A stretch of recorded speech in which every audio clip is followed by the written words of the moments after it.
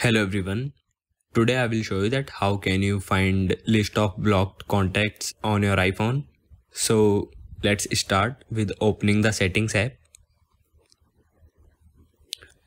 Now scroll down and tap on phone option.